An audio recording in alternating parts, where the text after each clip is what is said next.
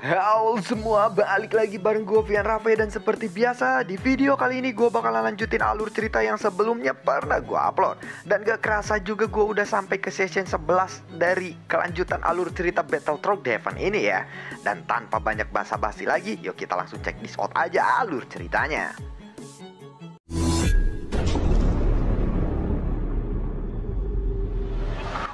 Di episode sebelumnya, Xiaoyan yang telah bertemu dengan penguasa Papilion ke-7 yaitu Bailing. Saat ini Xiaoyan lalu berkata kepada Bailing, "Yang mulia Bailing, Anda adalah anggota bunga bukan? Apakah Anda yakin ingin menyerangku kali ini?" Tanya dari Xiaoyan. Kenapa kamu tahu soal tentang organisasi bunga itu?" Ucap dari Bailing. "Bukankah kamu yang dulu ingin mengambil token Necromancer tetapi malah terluka karena menyentuh token itu bukan?" Tanya dari Xiaoyan lagi. Bailing pun ketika mendengar kata-kata Xiaoyan, dia pun terkejut dan berkeringat dingin. Di semburan ke-9, memang dialah yang ingin mengambil token Necromancer itu. Namun token itu membuatnya terluka sangat serius. Bailing pun tiba-tiba membungkuk di depan Xiaoyan karena dia merasa hidupnya sedang terancam. Tuan, kali ini mohon maafkan aku atas kelancanganku selama ini," ucap dari Bailing. Tiba-tiba dia ketakutan. Kemudian Xiaoyan pun mengembalikan cahaya yang berasal dari Bailing itu. Blood Mist Ghost Flash batas tingkat kuasi. Ini adalah keterampilan bertarung yang baik. Tampaknya Anda harus datang ke sini berapa kali untuk menguasai skill ini bukan? Kalau begitu, aku akan membantumu untuk mendapatkannya, ucap dari Xiaoyan. Kemudian Xiaoyan pun menyentuh cahaya itu, dan seketika langsung ada barisan informasi yang mengalir di dalam pikiran Bailing. "Tuan, terima kasih banyak," ucap dari Bailing. "Janganlah berterima kasih kepadaku, cepat pelajari skill ini. Jika kamu tidak bisa menguasainya setelah aku membantumu, maka itu berarti bakatmu benar-benar buruk," ucap dari Xiaoyan. Dan setelah Xiaoyan selesai berbicara seperti itu, tiba-tiba ada cahaya yang menarik perhatian Xiaoyan. Kemudian Xiaoyan pun menyentuhnya lagi dengan jarinya, dan sebuah pesan pun mengalir di dalam pikirannya. "Yan Li memutar arai langit, top grade domain atau tingkat atas domain. Skill bertarung yang langka, tetapi kata Yan Li memiliki beberapa makna. Apakah itu berarti aku memerlukan dua jenis kekuatan untuk membentuk arai ini?" Gumam dari Xiaoyan.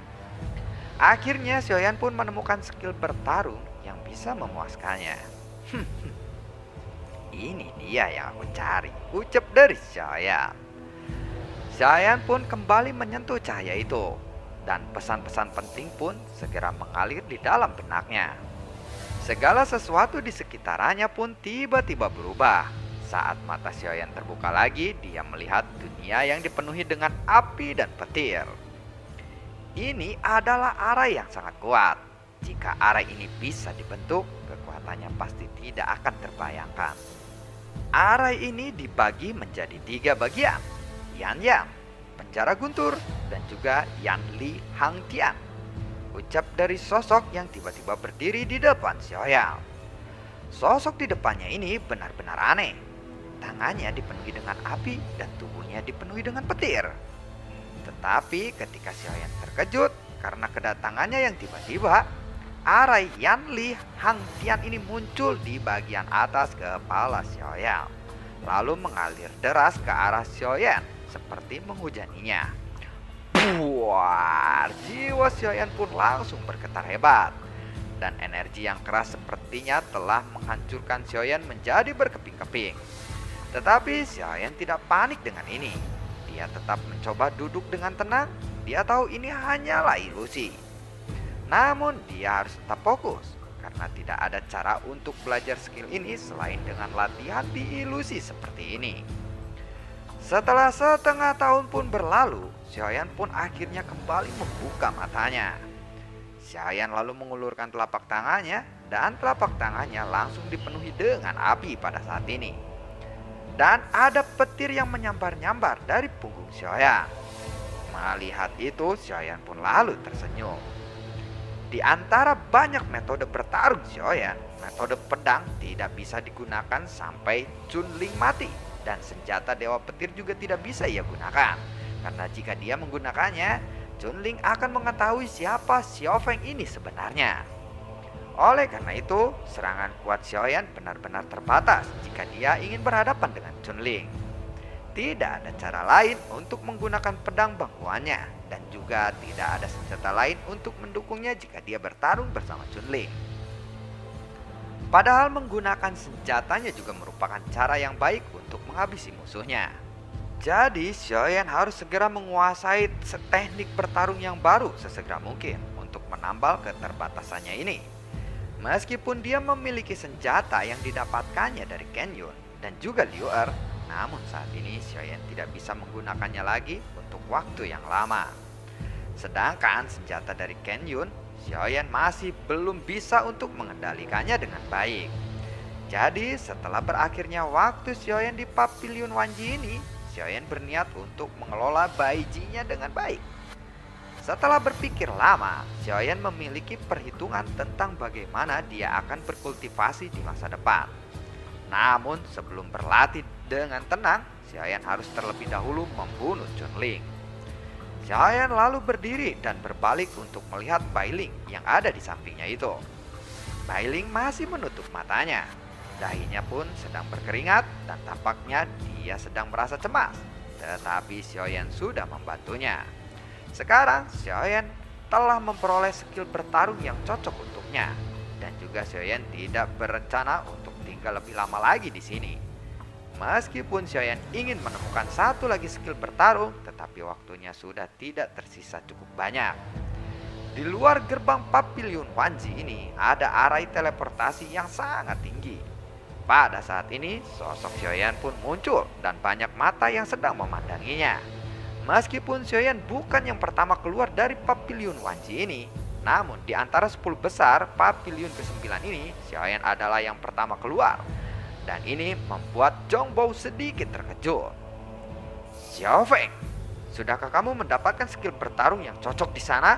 Tanya dari Zhongbao. Namun pada saat ini sosok lainnya pun bermunculan dalam arai teleportasi itu. Dan sosok ini berasal dari 10 besar Pavilion ke-8. Xiaoyan tidak memiliki kesan apapun tentang sosok yang bermunculan itu.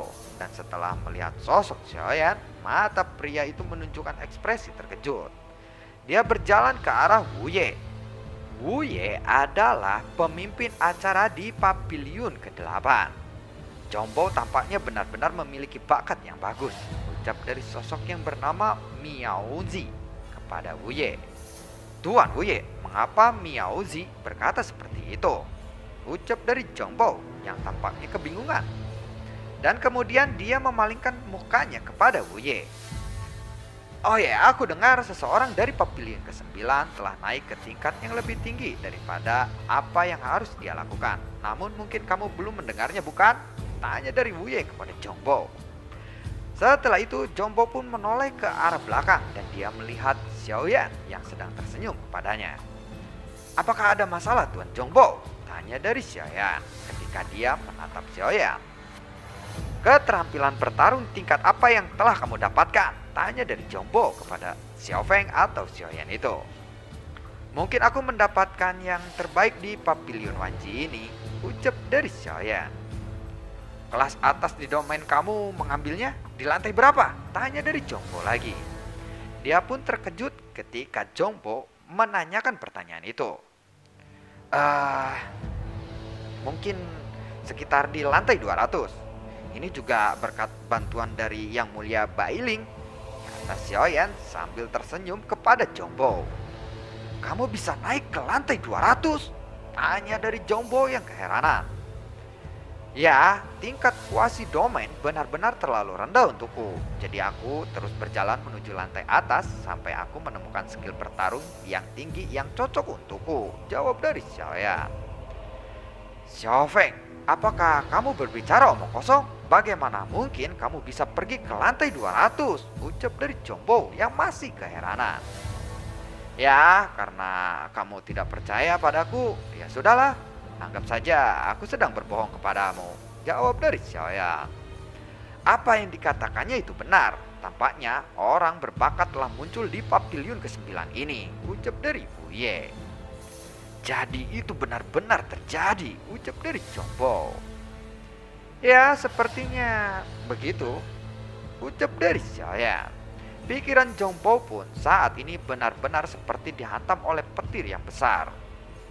Tuan Jongbo, jika tidak ada yang ingin kamu katakan lagi kepadaku, aku akan pergi dulu, ucap dari Xiaoyan. Kemudian Xiaoyan pun membalikan tangannya dan menghilang dari pandangan semua orang. Lalu Xiaoyan pun kembali ke rumahnya. Setelah setengah bulan kemudian, ia telah beristirahat dengan sangat nyaman. Xiaoyan akan pergi ke pavilion Qianbao terlebih dahulu untuk membeli bahan-bahan obat. Xiaoyan berjalan keluar dari rumahnya dan tiba-tiba ada bayangan gelap yang menukik ke arahnya. Xiaoyan pun terkejut melihat itu. Dia lalu segera menghentikan langkah kakinya. Xiaofeng, Xiaofeng, kenapa kamu terus bersembunyi selama ini? Dan lagi kamu menjadi begitu terkenal sekarang. Apakah kamu sudah melupakan kakakmu ini? Ucap dari Zhang Meiyan. Zhang Meiyan? Ucap dari Xiaoyan yang terlihat kaget. Hahaha, apakah kamu merindukanku? Kemarilah nak, ucap dari Zhang Meiyan. Lalu dia langsung bergegas menuju Xiaoyan. Zhang Meiyan, lihatlah, di sini ada banyak yang melihat kita, ucap dari Xiaofeng atau Xiaoyan sambil mengarahkan jarinya secara acak ke suatu arah. Zhang Meiyan pun lalu menoreh ke arah yang ditunjuk oleh Xiaofeng itu, tetapi tidak ada seorang pun di sana. Di mana? Di mana? Tidak ada seorang pun di sini. Hei, di mana? Di mana? Ucap dari Zhang Meiyan. Lalu secara perlahan dia pun kembali menoleh, tetapi pada saat dia memutarkan kepalanya, Xiaofeng sudah menghilang dari pandangannya. Xiaofeng, berani-beraninya kamu meninggalkanku. Aku pasti akan segera menemukanmu lagi, gumam dari Zhang Meiyan. Xiaoyan terus berlari sepanjang jalan karena ingin menghindari Zhang Meiyan. Dia dengan sengaja menggunakan mantel yang tebal supaya Zhang Meiyan tidak bisa menemukannya lagi. Sekarang dia pun langsung pergi ke pavilion Qianbao. Lalu setelah Xiaoyan tiba di pavilion Qianbao, dia pun lalu bergumam. Apa yang harus aku lakukan? Saat ini aku hanya memiliki sekitar 700.000 koin naga saja di tanganku. Aku rasa jumlah ini masih belum cukup, gumam dari Xiaoyan ketika dia tiba di pavilion Qianbao. Xiaoyan yang telah tiba di pavilion Qianbao dan tujuan utamanya memanglah untuk membeli bahan-bahan obat di sini. Kemudian Xiaoyan segera menemui Gokai. Gokai, hei Gokai, apa kabarmu? Apakah kamu sedang sibuk sekarang? Tanya dari Xiaoyan. Pada saat ini, Xiaoyan menutupi seluruh tubuhnya dengan mantel. Tetapi ketika Gokai mengangkat kepalanya, dia melihat wajah Xiaoyan yang hampir tertutup semua oleh mantel tebal itu. Oh yang mulia Xiaofeng, ucap dari Gokai. Sebenarnya suara Gokai ini tidak terlalu keras, tetapi ada terlalu banyak orang di sekitarnya. Jadi semua orang pun ikut mendengar itu. Semua orang pun segera menghadap ke arah Xiaoyan dan dengan cepat melengkungkan tangan mereka. Lalu mereka berteriak serempak. Selamat datang yang mulia Xiaofeng, ucap dari orang-orang. Melihat itu, Xiaoyan pun lalu menganggukkan kepalanya kepada semua orang. Oh ya, yang mulia Xiaofeng, kenapa Anda berada di sini? Apakah ada yang bisa saya bantu sekarang? Ucap dari Gokai. Bahkan Gokai yang akrab dengan Xiaofeng pun juga berkata dengan penuh hormat. Oh ya, aku ingin membeli beberapa bahan obat lagi, ucap dari Xiaoyan. Bahan obat? Bolehkah aku tahu jenis apa yang akan Anda buat kali ini? Kami memiliki segalanya di sini. Tolong beritahu aku apa yang Anda butuhkan, yang mulia. Kami pasti bisa memberikannya kepada yang mulia saat ini. Oh iya benar, yang mulia. Kami memiliki semua bahan obat yang Anda butuhkan, ucap dari orang-orang. Ya, kalau begitu aku akan memberikan daftarnya, jawab dari Xiaoyan sambil tersenyum kepada orang-orang. Xiaoyan masih tidak menyangka dia bisa setenar itu di pavilion ke-9 ini. Di antara begitu banyak orang, ada juga orang yang mengenakan seragam khusus. dia adalah staf manajemen toko bahan obat ini. Oh ya, yang mulia Xiaofeng, tuan rumah toko ini ingin sekali bertemu denganmu, ucap dari pria itu sambil memberikan sebuah undangan kepada Xiaoyan. Tuan rumah? Apakah dia pemilik pavilion Zhongbao ini? Tanya dari Xiaoyan. Tepat sekali yang mulia, ucap dari pria itu sambil mengangguk. Dia tidak pernah membayangkan bahwa pemilik pavilion Qianbao saja akan mengundang dirinya untuk bertemu. Meskipun hal ini memang tidak terduga, tetapi ini sebuah kesempatan yang bagus. Xiaoyan pasti tidak akan melewati kesempatan seperti ini.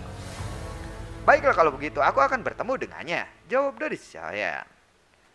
Dan saat dia pergi, Xiaoyan pun segera menoleh ke arah Goukai. Dan Goukai lalu menatap Xiaoyan dengan penuh rasa kekaguman. Xiaoyan pun hanya tersenyum padanya, lalu dia menepuk pundaknya. Oh ya, jika kamu tidak sibuk, pastikan untuk mampir ke rumahku ya. Aku akan menunggu kedatanganmu, ucap dari Xiaoyan kepada Goukai. Setelah itu, Xiaoyan pun lalu pergi dari sana. Lalu pada saat ini, Xiaoyan telah datang ke tingkat tertinggi dari pavilion Qianbao ini. Barang-barang yang dijual di sini benar-benar sangat luar biasa. Jauh berbeda dengan apa yang ada di lantai bawah. Ratusan ribu koin naga di tangan Xiaoyan pun tiba-tiba tampak menjadi tidak berarti di hadapan semua barang-barang yang ada di lantai ini. Skill melawan perbatasan, harganya 5 juta. Ada tanaman obat ini harganya ratusan ribu koin naga, ucap dari Xiaoyan melihat sekelilingnya. Jika Xiaoyan membeli barang-barang ini, sudah dapat dipastikan dia akan menjadi miskin lagi. Lalu bagaimana kelanjutan ceritanya? Nantikan konten-konten gue berikutnya dan semoga sehat selalu untuk kalian.